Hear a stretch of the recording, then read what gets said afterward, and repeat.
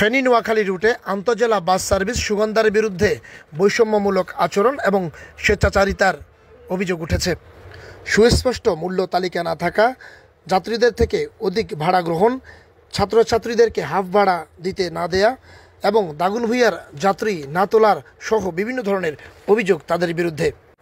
দাগনভূঞার সর্বস্তরের জনগণের পক্ষ থেকে ছাত্র জনতা আজ রাস্তায় সুগন্ধা বাস থামিয়ে সচেতনতার চেষ্টা করেন এবং 48 ঘন্টার আলটিমেটাম ছুড়ে দেন। এই সমস্যার সমাধান না হলে দাগনভূঞার উপর দিয়ে সুগন্ধা বাস চলতে দেওয়া হবে না বলে তারা জানান এবং এই বিষয়ে আগামীকাল দাগনভূঞা নির্বাহী অফিসার বরাবর স্মারকলিপি প্রদানের কথাও তারা জানান। আমরা আজকে এখানে যারা আছি পুরো দাগনভূঞার সর্বস্তরের জনগণ বলা চলে।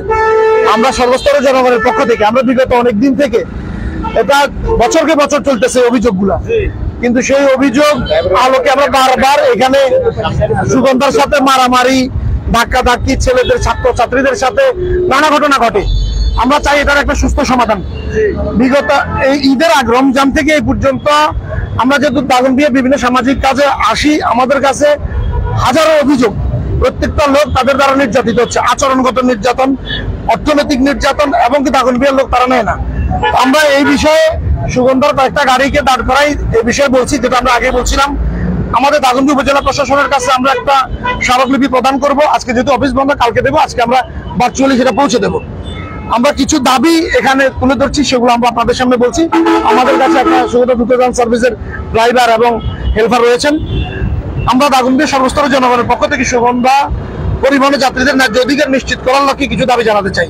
দাবিগুলো হচ্ছে, সুগন্ধা বাস দাগনভূঞা রুটের যাত্রীদেরকে বাধ্যতামূলক গাড়িতে তুলতে হবে এবং তাদের যাত্রী সেবা নিশ্চিত করতে হবে।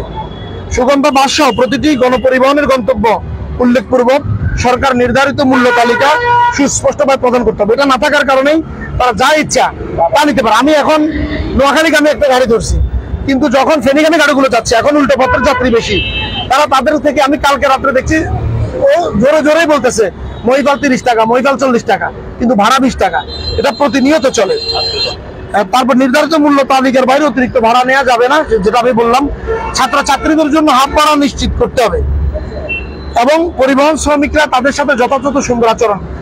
হাফ ভাড়া বলার পর শ্রমিকরা অনেক সময় আমাদের সামনে, আমরা সবাই তো এখানে যাত্রী, কেউ দূর থেকে আসি না, আমরা সবাই এটার ভুক্তভোগী, অসদাচরণ সব সময় করে। ছাত্রছাত্রীরা, বিশেষ করে ছাত্রীরা চরম বিপাকে পড়ে। তারা গেট ধরে, বিশেষ করে সুগন্ধা দ্রুতযান সার্ভিস একটা আছে লোকাল, ওটা কিছু মাঝে মাঝে নেয়, দ্রুতযান সার্ভিস গেট ধরে দাঁড়ায় থাকে। তাদের ইচ্ছা মতো লোক জিজ্ঞেস করে গন্তব্য কোথায়, আপনি কে, তার আমলনামা জানার পর তারা ঢুকতে দেয়। আর যদি ছাত্রী হয়, ছাত্ররা তাহলে তো নাই। আমরা দেখেছি ছাত্ররা জোর টোর করে অনেক সময় মারামারি করে ঢুকে যায়, কিন্তু ছাত্রী এবং মহিলারা দীর্ঘক্ষণ ঘন্টার পর ঘন্টা ওখানে অসহায় হয়ে দাঁড়ায় থাকে। তাদের এই আকুতি, এটা শোনার কেউ নাই। আমরা সিদ্ধান্ত নিছি, এই যে দাবিগুলো আমরা এখানে বলছি, এগুলো যদি আজকে আমরা জানাইছি, আগামী কালকের ভিতরে যদি এটা ঠিক না হয়, আমরা কালকে স্মারকলিপি আমাদের দাগনভূঞা উপজেলা নির্বাহী অফিসার বরাবর দেব এবং কালকে কিংবা পরশুর ভিতরে আমরা আলোচনার ভিত্তিতে যদি এই সমাধানগুলোর বিষয়ে অভিযোগ আরো আসে এবং প্রমাণিত হয়, আমরা দাগনভূঞার উপর দিয়ে সুগন্ধা চলতে দেব না। যদি দাগনভূঞার যাত্রী না উঠতে পারে, তাহলে আমরা দাগনভূঞার উপর দিয়ে সুগন্ধা চলতে দেব না। এটা কর্তৃপক্ষকে আমরা বিভিন্নভাবে জানাইছি, আর এই ভিডিওর মাধ্যমে আমি মনে করি তারা জানবে, এটা একটা সুস্থ সমাধান তারা করবে।